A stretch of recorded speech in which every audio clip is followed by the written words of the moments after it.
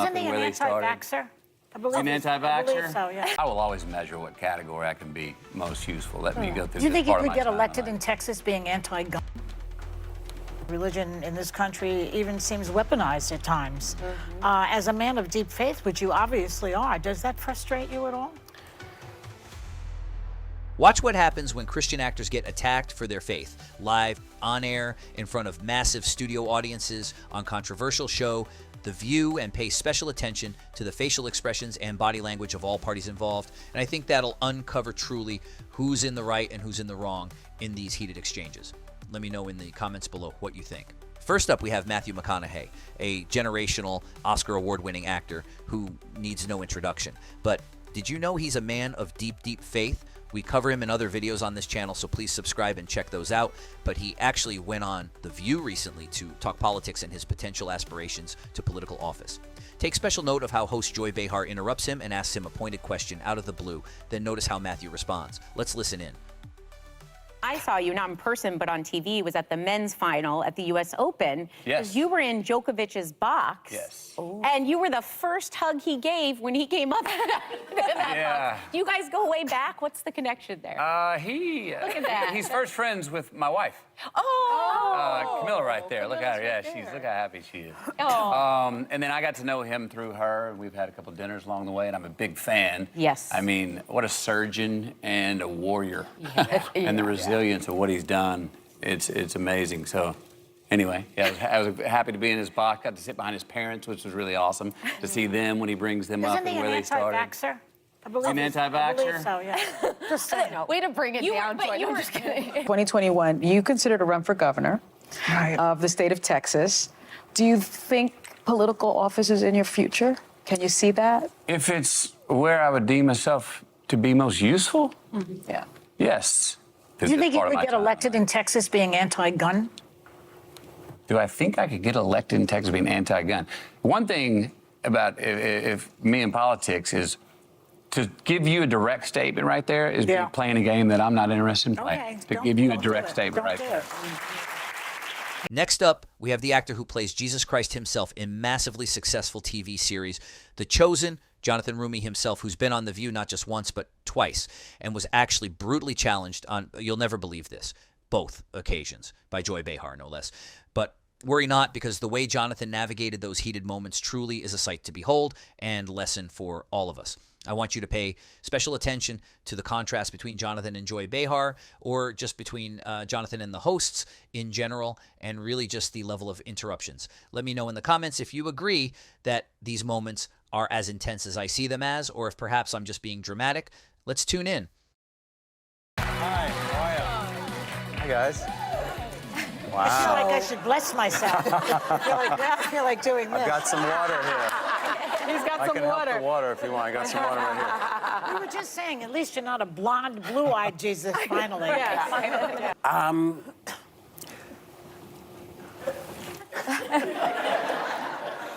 So are you finding that people are having a little bit of trouble in separating you from the part?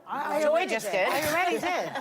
Yeah, just the mere presence. Yes, but it's a whole different question for him because on a daily basis, people are responding. So I'm just curious. Occasionally, the line seems a little blurred. So I try to gently just remind people that my name is Jonathan and not actually Jesus. You can't hear their confession or anything. I've had people try. I'm like, nope, save it for the priest. Jonathan, you the can have professional. fun with that. Then I got to answer for it later. So. True. We'll have to atone. Do I have time to ask this question? Go ahead. So, in the clip that we saw earlier, which shows Jesus speaking up for marginalized people, the poor, etc., which is the Jesus that we love. Not everyone interprets that message the same way these days. Religion in this country even seems weaponized at times. As a man of deep faith, which you obviously are, does that frustrate you at all? You know, in that clip, we see Jesus basically taking to task the Pharisees that have essentially perverted the law or taken the faith and made it about the specificity in the letters of the law versus the heart of the law versus the community. You know, it was they were taking great pains to follow the law at the expense of the followers. And there was injustice in that. And, you know, anytime you see injustice taking place, Jesus is not going to be happy about that. And so I think the fact that we see him speaking his mind about it, I think he gave us a really tough example to follow, you know? I just think that response from him is masterful, and it's mind-blowing to see that the man did the same thing like a year later on the program. Check it out. It's a very serious story, and very important one. I wish people would follow Jesus and his sandals the way you said, and, you know, and not, you know, vilify poor people in this country, which is going on everywhere. It's a lifelong journey, you know, no matter where you are in the journey of faith, whether it's you just getting familiar with the Bible or you've been a lifelong student for decades. There's so much to learn. There's so much to be able to live out in your life in trying to reach those ideals, reach that bar that he set. And as you do so, just the doing, just the trying of that makes you better as a person, as a human, as a member, a productive member, hopefully, of society in a way that you build community, you foster love, you engender hope in people. And that's what I try to do.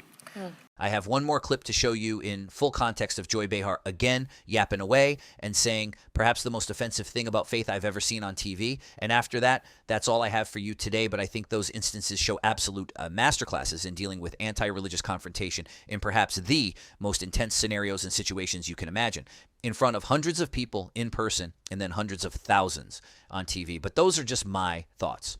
More importantly, what do you think? Let me know in the comments below. And if you want to show support for Matthew, for Jonathan, for Faith, and for Making Faith Famous, please consider picking up one of our sleek new Make Faith Famous hats just in time for the holiday season, which both supports the work we do here on this channel and gives you something tangible and faith-focused for your everyday life.